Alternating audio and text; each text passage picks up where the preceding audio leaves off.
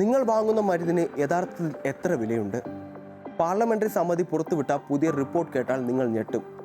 100 500 മുതൽ 1800% മുകളിലാണ് പല മരുന്നുകൾക്കും ലാഭമെടുക്കുന്നത്. സാധാരണക്കാരൻ്റെ കീശക്കീറുന്ന ഈ കൊള്ളയുടെ സത്യങ്ങൾ മനസ്സിലാക്കുക. എന്തുകൊണ്ടാണ് മരുന്നുകൾക്ക് ഇത്രയും വില കൂടുന്നത്? അവശ്യ മരുന്നുകളുടെ പട്ടികയിൽ ഇല്ലാത്തവയ്ക്ക് കമ്പനികൾ തോന്നും പോലെ MRP നിശ്ചയിക്കും. വില നിയന്ത്രണ അതോറിറ്റിയായ നാഷണൽ ഫാർമസ്യൂട്ടിക്കൽസ് പ്രൈസിംഗ് അതോറിറ്റിക്ക് പോലും ഇവയുടെ യഥാർത്ഥ നിർമ്മാണ ചെലവോ സ്റ്റോക്കിംഗ് വിലയോ കൃത്യമായി അറിയില്ല എന്നതാണ് സത്യം. ഇത് മറികടക്കാൻ കമ്പനികൾ ഉയർന്ന MRPയോടുകൂടി അതേ മരുന്നുകൾ വീണ്ടും വിപണിയിലെത്തിക്കുന്നു.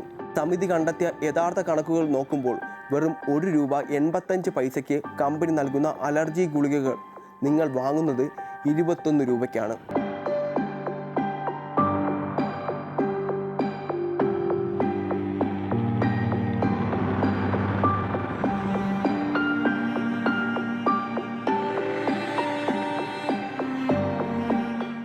17 രൂപ പോലും തികച്ചില്ലാത്ത കാൽസ്യം ടാബ്ലറ്റുകൾക്ക് ഈടാക്കുന്നത് ₹327 മുകളിലാണ്. വെറും 14 രൂപ വിലയുള്ള അസിഡിറ്റി മരുന്നുകൾ വിൽക്കുന്നത് ₹170. ഇത് വെറും വ്യാപാരമല്ല, സാധാരണക്കാരൻ്റെ മേലുള്ള പകൽ കൊള്ളയാണ്. ക്യാൻസർ മരുന്നുകൾക്കും സ്റ്റെന്റുകൾക്കും അമിത വില ഈടാക്കുന്നതിനെതിരെയും സമിതി മുന്നറിയിപ്പ് നൽകുന്നു.